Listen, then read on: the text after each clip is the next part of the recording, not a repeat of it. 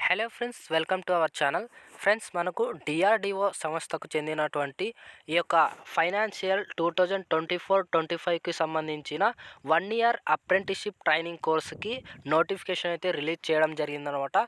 ఈ యొక్క నోటిఫికేషన్లో 2 రకాల పోస్టులు అయితే రిలీజ్ చేయడం జరిగింది. ఈ యొక్క పోస్టులు విషయానికి వచ్చినట్లయితే కనుక లైబ్రరీ అండ్ ఇన్ఫర్మేషన్ సైన్స్కి సంబంధించి టోటల్గా 25 వ్యాకెన్సీస్ అయితే ఉన్నాయి.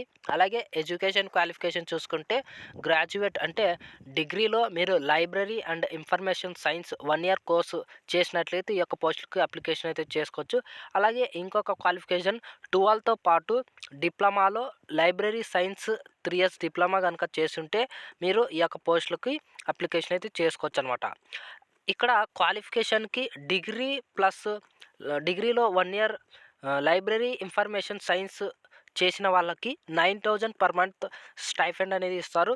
అలాగే 12th ప్లస్ డిప్లొమాలో 3 ఇయర్స్ కోర్సు లైబ్రరీ సైన్స్ చేసిన వాళ్ళకి 8,000 పర్ మంత్ స్టైఫండ్ అయితే ఇస్తారన్నమాట, లైబ్రరీ అండ్ ఇన్ఫర్మేషన్ సైన్స్కి సంబంధించి.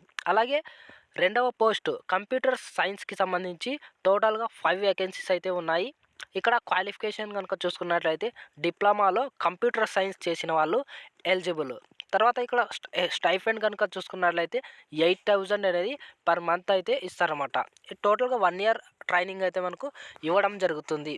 ఈ యొక్క ట్రైనింగ్ వచ్చేసి మనకు చాలా ఉపయోగపడుతుంది అన్నమాట గవర్నమెంట్ జాబ్స్కి.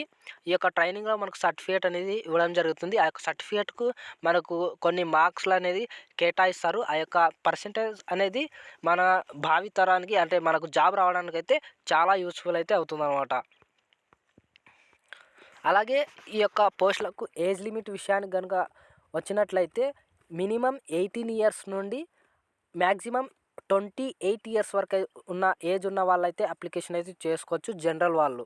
అలాగే ఓబీసీ వాళ్ళకు 3 ఇయర్స్ ఏజ్ రిలాక్సేషన్ అనేది ఉంటుందన్నమాట ఎక్స్ట్రాగా. అలాగే ఎస్సీ ఎస్టీ వాళ్ళకి 5 ఇయర్స్ ఏజ్ రిలాక్సేషన్ అయితే ఇక్కడ కల్పిస్తున్నారు. అలాగే ఈ యొక్క పోస్టులకు 21 డేస్ లోపు మనం అప్లికేషన్ అయితే చేసుకోవాల్సి ఉంటుందన్నమాట. అంటే ఈ రోజు నుండి మనకు అప్లికేషన్ అయితే స్టార్ట్ అయిపోయింది ఆల్రెడీ. 21 డేస్ వరకు అయితే అప్లికేషన్ అయితే చేసుకోవచ్చు. అలాగే ఇక్కడ మనకు ఈ యొక్క పోస్టులకు సెలెక్షన్ ప్రాసెస్ ఎలా ఉంటుందంటే మనకు ఇంటర్వ్యూ లేదా రిటర్న్ ఎగ్జామ్ అనేది కండక్ట్ చేస్తారు.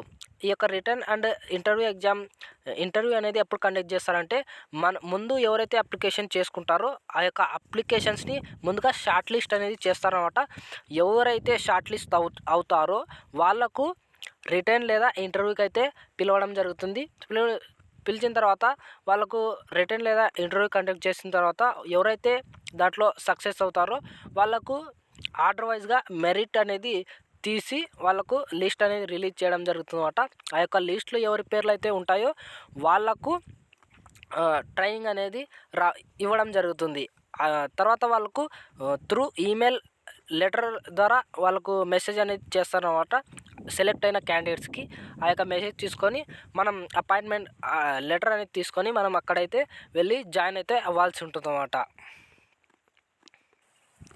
అలాగే తర్వాత మనం ఈ యొక్క పోస్టులకు ఎలా అప్లికేషన్ చేసుకోవాలి అనే విషయానికి వచ్చినట్లయితే కనుక ఇక్కడ మనకు అఫీషియల్గా రిలీజ్ చేసినటువంటి నోటిఫికేషన్లో వాళ్ళు లాస్ట్కి ఇక్కడ అప్లికేషన్ ఫామ్ అనేది రిలీజ్ చేయడం జరిగిందనమాట. నోటిఫికేషన్తో పాటు ఈ యొక్క అప్లికేషన్ ఫామ్లో మనం ఆఫ్లైన్ ద్వారా అయితే అప్లికేషన్ అనేది చేసుకోవాలి. ఈ యొక్క అప్లికేషన్ ఫామ్లో ఇక్కడ టోటల్గా మనకు ఎన్రోల్మెంట్ నెంబర్ అంటే అది వాళ్ళే రాస్తారు. ఇక్కడ మన నేమ్ ఆఫ్ ద క్యాండిడేట్ అనేది రాయాలి. ఇక్కడ ఫాదర్ అండ్ హస్బెండ్ నేమ్ అంటే మీ యొక్క ఫాదర్ నేమ్ రాయాలన్నమాట. తర్వాత డేట్ ఆఫ్ సర్టిఫికేట్ అంటే మీ యొక్క డేట్ ఆఫ్ బర్త్ అనేది ఇక్కడ మెన్షన్ చేయాలి. తర్వాత మీ యొక్క అడ్రస్ అనేది ఇక్కడ మెన్షన్ అయితే చేయాల్సి ఉంటుంది. తర్వాత మీ యొక్క ఈమెయిల్ నెంబర్ అనేది మీ ఈమెయిల్ అనేది ఇవ్వాలి, యాక్టివ్లో ఉండే ఈమెయిల్ ఇవ్వాలి. తర్వాత మొబైల్ నెంబర్ ఇక్కడ ఇచ్చేయాల్సి ఉంటుంది అన్నమాట. తర్వాత పర్మనెంట్ అడ్రస్ అనేది ఇచ్చేయాలి. తర్వాత ఇక్కడ నేషనాలిటీ అనేది ఇవ్వాలి. తర్వాత జెండర్ అయితే ఇవ్వాల్సి ఉంటుంది, మేల్ అయితే మేల్ అండ్ ఫీమేల్ అయితే ఫీమేల్ ఇవ్వాలి. తర్వాత కేటగిరీ ఇవ్వాలన్నమాట, ఎస్సీనా ఎస్టీనా ఓబీసీనా జనరలా అనేసి. తర్వాత ఎడ్యుకేషన్ క్వాలిఫికేషన్ అయితే ఇక్కడ ఇవ్వాల్సి ఉంటుందన్నమాట. 10th 12th గ్రాడ్యుయేషను మీరు ఏది చేశారో అది. తర్వాత ఇక్కడ డిక్లరేషన్ అనేది ఇవ్వాల్సి ఉంటుంది. టోటల్గా ఇలా ఫిలప్ చేసి మీరు బై పోస్ట్ ద్వారా అయితే అప్లికేషన్ని పంపించాల్సి ఉంటుందన్నమాట. మీరు ఇక్కడ ఏ అడ్రస్కి పంపించాల్సి ఉంటుంది అనే విషయానికి వచ్చినట్లయితే ఇక్కడ క్లియర్ కట్గా అయితే మెన్షన్ చేయడం జరిగిందన్నమాట. ఇక్కడ applications duly field by the candidate should reached at the following address, అంటే ఇక్కడ 2 అడ్రస్కి అనేది పంపించాల్సి ఉంటుందన్నమాట. ఆ యొక్క అప్లికేషన్ ఫామ్ బై పోస్ట్ ద్వారా మీరు నార్మల్ పోస్ట్ అయినా పంపించవచ్చు, లేదంటే స్పీడ్ పోస్ట్ ద్వారా అయినా పంపించవచ్చు అనమాట ఈ యొక్క అప్లికేషన్. ఇక్కడ చూడండి, to the director DSI DOC అది మెట్కాల్ఫ్ హౌస్ ఢిల్లీ 11005 ఈ యొక్క అడ్రస్కి అయితే మీరు అప్లికేషన్ ఫామ్ అనేది పంపించాల్సి ఉంటుందన్నమాట. Thank you friends.